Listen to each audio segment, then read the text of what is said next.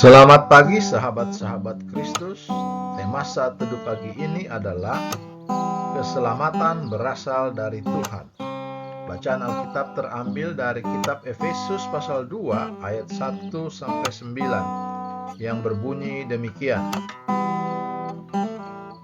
Kamu dahulu sudah mati karena pelanggaran-pelanggaran dan dosa-dosamu.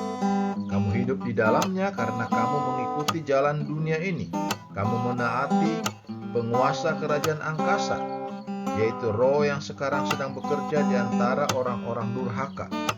Sebenarnya dahulu kita semua juga termasuk di antara mereka, ketika kita hidup dalam hawa nafsu daging dan menuruti kehendak daging dan pikiran kita yang jahat. Pada dasarnya kita adalah orang-orang yang harus dimurkai, sama seperti mereka yang lain. Tetapi Allah yang kaya dengan harap, oleh karena kasih-Nya yang besar, yang dilimpahkannya kepada kita, telah menghidupkan kita bersama-sama dengan Kristus, sekalipun kita telah mati oleh kesalahan kita. Oleh anugerah kamu diselamatkan, dan di dalam Kristus Yesus Ia telah membangkitkan kita juga dan memberikan tempat bersama dengan Dia di surga, supaya pada masa yang akan datang Ia menunjukkan kepada kita kekayaan anugerah-Nya yang melimpah-limpah sesuai dengan kebaikan-Nya terhadap kita dalam Kristus Yesus. Sebab karena anugerah kamu diselamatkan oleh iman. Itu bukan hasil usahamu, tetapi pemberian Allah. Itu bukan hasil pekerjaanmu, supaya tidak ada seorang pun yang memegahkan diri. Ayat hafalan untuk perenungan pagi ini terambil dari kitab Injil Yohanes pasal 10 ayat 28 yang berbunyi demikian. Dan aku memberikan hidup yang kekal kepada mereka, dan mereka pasti tidak akan binasa sampai selama-lamanya, dan seorang pun tidak akan merebut mereka dari tanganmu.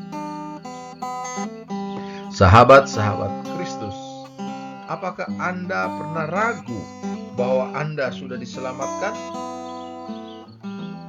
Sekali kita meminta Yesus masuk ke dalam hati kita sebagai Tuhan dan Juru Selamat, kita diselamatkan. Dia tidak pernah meninggalkan kita. Yohanes 10 ayat 28 mengatakan bahwa tidak ada yang dapat merebut kita dari tangannya. Namun, terkadang kita masih merasa tidak yakin.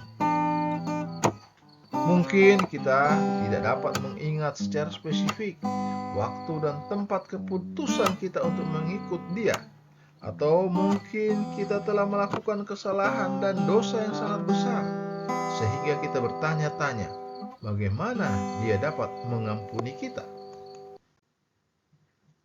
Mari kita lihat apa yang Alkitab katakan tentang hal itu.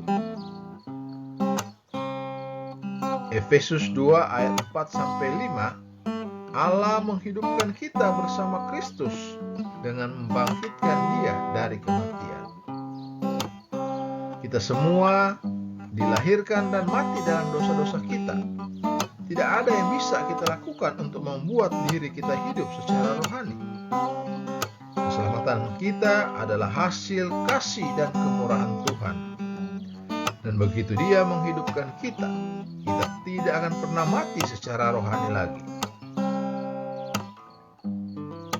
Sahabat-sahabat Kristus, kita diselamatkan karena kasih karunia Tuhan, bukan karena kebaikan atau prestasi kita.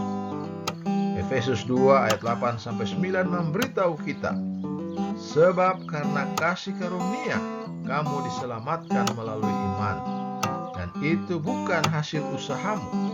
Itu adalah pemberian Tuhan, bukan sebagai hasil karya.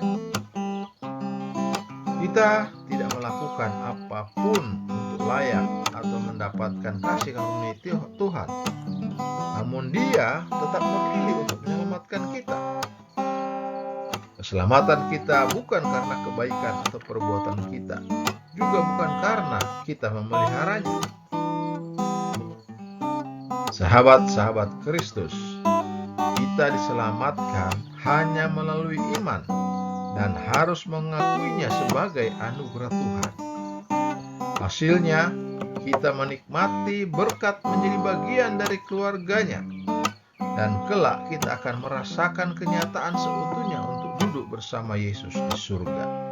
Efesus 2 ayat 6. Saudara-saudara, sahabat-sahabat Kristus, ingatlah, perbuatan baik tidak menghasilkan keselamatan, dan perbuatan buruk tidak membatalkannya.